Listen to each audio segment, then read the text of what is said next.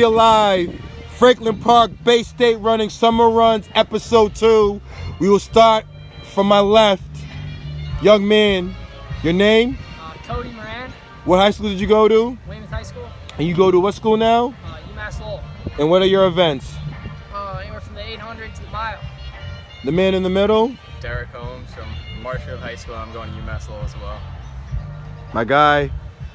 Local French, BC High, going to Umass Lowell next year. Nasir, Rivera. I went to West Roxbury, and I go to Husson University. So guys, on the summer runs, tuck it in. I mean, I felt it was imperative that we talk to our audience out there because there's a lot of young men and women who run track and field in the state of Massachusetts. And I think it's imperative that they need to hear some jewels because so many kids think, oh, I didn't receive a letter by my junior year, my sophomore year, some cases my senior year. So we'll start with you, Cody, and we'll talk about the jump. So Cody, your personal best in high school in the 8 was? 157.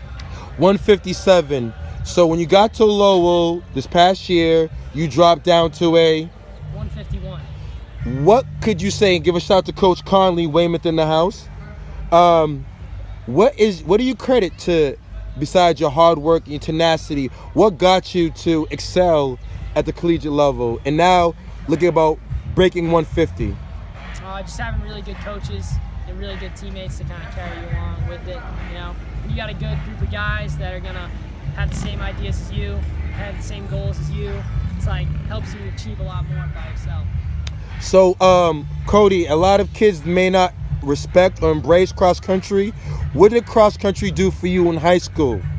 In high school, I was like more of a cross country guy. I would say I liked it a little bit more. It was my favorite. I was training long distance, and I think it gave me a little bit more of a mental toughness than just being a mid-D guy all along. You know, my cross country in college did not pan out as well, but you know, I still think it's very important to stay in shape, get aerobically fit, get strong mentally and physically. Cole, before we wrap up, at least with you, what would you say to the future Wildcats in Weymouth? I would say just, listen to Coach, stay out of, just go on those runs when he tells you to, just be smart, and just get all the little things in as well so you're staying healthy. He knows what he's doing, so. Excellent, excellent. To my man in the middle, ladies and gentlemen, that's Derek Holmes, UMass Lowell, incoming sophomore? Junior. So, Derek, you weren't a highly touted recruit. Is that safe to say? Yeah, absolutely. So, Derek, you got into UMass Lowell via academics. Yeah, I wasn't pushed for it, but like my coach definitely helped out, get the word out to like Rod and Gary, and they kind of let me on the team for like a walk-on pretty much, and then grew from there, I guess. So let's talk about that. So Derek, basically you were a UMass Lowell walk-on, but what were your times in high school? I ran a 4:19, like a 9:26, 2 mile, and a 155 split in the 800, but not open, but. So I think, Derek, reason why I'm glad that we're having this conversation, so that didn't derail you from following your dreams and trying to run on the next level. So we didn't receive a bunch of letters. You weren't the highly recruited guy, but you decided to follow your dream and your passion. So you said, I'm going to take my academic talent to UMass Lowell. Yeah, absolutely. So now, Derek, a year later, what's it look like now? Now, I can really stick it into those people that didn't kind of passed up on me before, those coaches that didn't answer those emails, it feels good to be able to beat all their best guys, I guess so. So guys, once again, Derek, please say that one more time and loud. So, if you're getting out there, you're sending out those emails to those coaches out there. No, not gonna name any schools in particular, but they don't answer back. You really get to stick it into their, coaches. Hopefully they recognize that you're now beating their best guys and really digging it into them. So, in closing, D. Holmes, so do you feel that absolutely number one priority outside of training is wrapping your heads around being a student first? Yeah, absolutely. That gets you where you want to be. Running's not going to last forever, but you can really get places with academics. Your degree is going to take you where you want to go in life. So I think it comes first no matter what.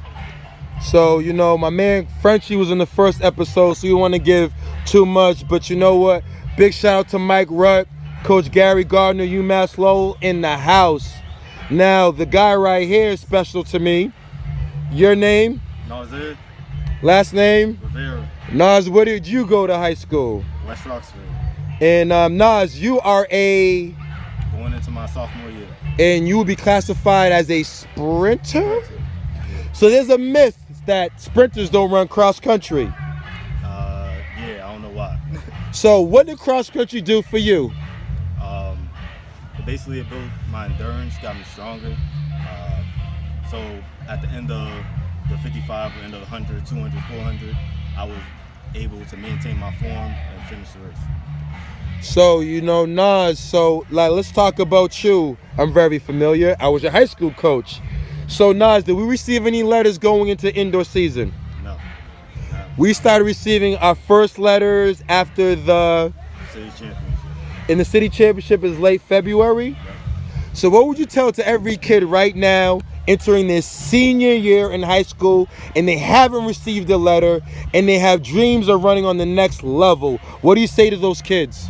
So basically, going through this whole process, all I was thinking about was just trying to improve every single race and just try to get, when states and all states come, try to run as fast as you can to make all the coaches regret not looking at you before.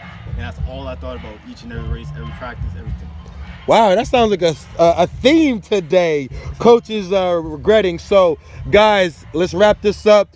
Once again, I don't want to be cliche, but what we're going to say to the future audience of Bay State running, as you know, the cross country is going to start in almost a month, in a few weeks.